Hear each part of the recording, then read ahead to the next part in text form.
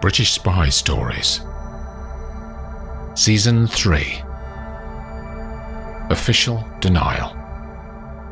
Episode 20. A steady drizzle started falling on the city of Budapest before dawn, and now seems to be set in for the rest of the day. Hans is the first to arrive for breakfast in the hotel. He sits alone at the table that has become the team's regular place to eat. He watches the patterns of water outside as they beat and spray against the glass. Hans tries to think what Viktor will decide to do now that his erstwhile employer is dead. Viktor's credibility in the gang would have been based only on Taras vouching for him. Now that he's gone, there'll be no future for Viktor in that organisation. Laravel arrives next in the room. She gets coffee before sitting down next to Hans. "Are you going to tell Nadia about Taras?" she says. "I don't think I will. She'll find out sometime," he says. "She wanted him dead anyway." Laravel takes in his words. "Do you like her?" "Sleeping with her was just part of my job, Jenny," he says. "Liking her didn't come into it. They'll get you to sleep with someone for a job one day. It's not about love. It's about getting under their skin and finding their secrets." "You done this a lot?" "No," he says, without emotion. "A couple of times. You get used to it. Screws up your real love life, though." They both nearly smile, but both stop themselves, as they're uncertain of the message that it would send each other. Gabby arrives and the others know that there is something wrong when they see her face. "What is it, Gab?" says Gordon. "New intel from London," she says. "Redwick has moved. After our attack, they reckon he has gone south, to Romania." "Does that change our plan?" says Laravel. "We'll talk it through with Kate later." They discuss yesterday and what they could have done differently at the airport. They conclude that Taras's death will only be significant if his absence in his criminal organisation causes changes that further undermine EU, NATO or British interests. "He was a monitored person," says Gabby. "So someone in MI6 will have a file on him. But they'll know more than we do about the wider black market activity around Budapest. His lieutenants will start to vie to inherit his crown and be the big new boss. Or there'll be a void for other gangs to fill. But it's not our concern. We've got Redwick to worry about." From behind their heads, they hear a familiar voice. "All right, you fuckers." They all stand up together and hug Kate on her return to Hungary. "Been up to anything interesting?" says Gabby. "You won't believe me," she says. "But I have a great story from London from the rap party when we finish this op." "Can't wait," says Laravel, and they all smile wryly. Kate goes off to collect food, and when she returns they chat about life in MI6. Eventually, Gabby looks at her watch and tells them all to be in the conference room in half an hour to plan the final stages of Operation Millport. The sound of the back door opening then slamming brings Dusana down from the upstairs of her house and into the sitting room. Viktor is walking up and down in the room. His demeanour is very different from the last time she saw him. Now, he's scared. "What's the matter, Viktor?" She keeps her voice steady. "You look terrible." "I need to get away." His eyes stare out at her, and he rubs a hand across his face. "What happened?" He ignores her question. "Where's that drink you've got?" He goes to the kitchen, then reappears with a bottle and 2 glasses. He sets the glasses down and pours 2 whiskies out. "No thanks," she says, but he takes no notice again. There's a pause of 10 seconds while he drinks, then refills his glass and drinks again. "Taras is dead," he says eventually. He turns to look straight at her, to see her reaction. "That bloke who gave you a job?" He grunts. "How did he die?" "A car accident," says Viktor. That's sad. She pulls her eyebrows together. He had a wife, didn't he? I don't care about that. He spits the words. Dasana hasn't seen him like this before. I just need to get away. Can you get a vehicle? I'm going nowhere with you if you're going to be a rude asshole. Look, can you get a vehicle or not? Fuck off, Viktor. She starts to walk into the kitchen, but he puts his hand out and stops her. Get off. She pulls away and walks on. I need you, Dasana. Don't be like this. I've had too many blokes who treat me like shit. I'm not going there again. Okay, I'm sorry. She stops and turns back to him. I need you, he says, more quietly. What's this all about? Why are you so scared? They'll come after me. Who? She says, walking over to him. Viktor takes a deep breath. It's a long story. Tell me. Come and sit down. He picks up the glasses and the bottle, and he and Dasana sit down into two old, unmatching armchairs, either side of the fireplace. There's a fire alight in the grate, and Viktor watches the flames licking up around the logs before he speaks. I was a spy, Dasana, against Russia, for the British and Ukrainian governments. I leaked secrets to them for money. He looks up at her grey-green eyes, but she says nothing. I did it for years, sold my soul for dollars. People would have died because of me. You don't know that, she says. What else are secrets for, if not to damage people? She can't think of what to say to his philosophy. Now I want out, he says. And the British want me dead. Why? So I can't leak anymore. Shouldn't it be the Russians who want you dead? It was their secrets you sold. MI6 want to clean up now, because I want to get out. Leave no dirty laundry lying around. Do you know British secrets then? It doesn't matter what I know, he says, and her eyes look a little sadder. If you run, they'll find you, she says. They're spies. It's what they do.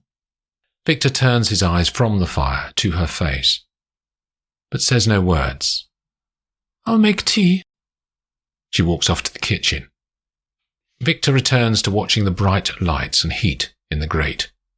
Dasana comes back a few minutes later and puts a mug down next to him on the side table, then sits back down in her chair and nestles her drink in her cupped hands. You're right, he says quietly. They will find me. I'll have to stop them before they do anything. The fire is reflected in his eyes. How are you going to do that? She says. Taras showed me his warehouse. He's got explosives in there. You can make a bomb off the internet these days. I hope you're joking, she says. But he doesn't reply. The sky is unbroken grey outside, as the four spies sit at the table and look at a street map of Bucharest. This is the latest intel on Redwick's new location, says Gabby. They put him in a hotel on an island to the north of the city. The Hotel Herostrow. You can see that it's surrounded by water on three sides. Have they changed the security around Redwick? Says Laravel. Gabby nods. The permanent private security team have been changed to ex-military. Maybe ex-Russian Spetsnaz. Those are their elite troops, says Kate. The Spetsnaz are up there in terms of ability to impact an operation. We need to surprise them more this time. A night op, then? Here's a map around the hotel, says Gabby, pulling a document up on the screen. And the hotel is right on the lake. Could we attack from the water? I'd say not, says Kate. If they destroy our boat, we'd be fucked, says Laravel, and the others nod at that. If we time our attack for, say, 3 a.m., begins Gabby. We need somewhere to hide overnight about an hour outside Bucharest. Can you find somewhere, Gordon? He nods. So we arrive early evening, then leave about 1:30 in the morning, says Gabby. After that time, I want to have a close-in kill. That's you, Kate. That also means we hit him in his hotel room. As long as you can distract or remove the personal guards, then fine, says Kate. There'll only be 3 of us to distract them. Gordon, what firing accuracy can you get with those drones you mentioned? 10 to 15 meters. That's not good enough, says Kate. How about this idea? We get a drone swarm and create a diversion and use the swarm to pull the guards away, like the Pied Piper. The others look around the group of faces. After a few seconds, Gabby says, How long to get some drones, Gordon? 48 hours, maybe 36, he said. I asked about them before, and there are some in the Berlin stores. Okay, says Gabby. She looks around the table at each person in turn. Any issues? No one says anything. We use your Pied Piper idea, Jenny. We go the day after tomorrow. The phone in Hans' pocket sounds a notification. He reaches in and pulls out the device. It's from Nadia, he says to them all. Wants to meet me in her flat today. He turns to Gabby. Do I go? Is she any value to us now? Go and see what she wants, says Gabby. She might have information about what's happening inside Taras's gang now that the leader has gone. 20 minutes later, Hans presses the bell on the panel at the street door to the Cabal's block of flats, and the door unlocks with a buzz. When he arrives up outside the door to the flat, he hears the sound of unlocking from inside. Then Nadia opens the door hurriedly, pulls him in and locks the door again. What happened to you? He says. Half of Nadia's face is bruised, from a black eye down to a graze on her jawline. Doesn't matter now, she says. Does it hurt? She waves her hand to dismiss the issue, then stops and looks directly at him. Dan, my husband's dead. Hans acts shocked. What happened? His black market stuff, she says. It was always going to happen one day. I knew he would get killed with his stupid guns. I'm sorry, Nadia. I don't care about him, Dan. Her anger rises in her voice. Good fucking riddance. She pauses. But they think I killed him. Her eyes are locked on his. Have the police been in touch then? Not the police, Dan. Taras's men, his gang. They think I killed him. Why would they think that? Says Hans. I must have said it to someone, she says. When I asked you to do it, it wasn't the first time it crossed my mind. I probably said it to one of the gang after too many cocktails one night and they never forgot it. What you going to do? Will you protect me? She says. Her eyes are full of fear. What do you mean? If they come for me, will you be here like a bodyguard? I can't be with you 24/7, Nadia.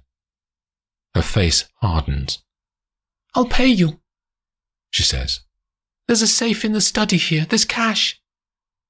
I don't want your money, he says. I just can't be at your side all day, every day. The tears well up in her eyes, and Hans puts his arms around her. Before he can say anything, the buzzer sounds from the entry phone panel next to the front door. Will you see who it is, Dan? She says, her eyes wide. Hans walks to the panel and looks at the video screen. It's Elena, he calls back to her. A minute later, Elena appears in the doorway, and the women hug. Nadia tells her friend about Taras's death and the danger she's in. Elena is more philosophical than emotional about the news. Viktor has gone missing too, she says. I've lost him, I think. He hasn't been the same since we moved to this city. I want to get away from Budapest now. Let's go together, says Nadia, reaching her hand out. She wipes her tears from her face. Come with us, Dan. I can't, he says. Nadia looks worried. But I can help you both get away. I have some friends who can get you out. Who? Just people I know. Can it be soon? A few days. I have a job this week, but after that, go to Elena's place and never come back here. Take all the cash you have. What about my car? Leave it, says Hans. Your life's more important. Who are these people you know? Says Elena. Are they government people? You'll have to trust me. But I can't tell you who they are, he says. The women both look frightened. It'll be okay. I promise.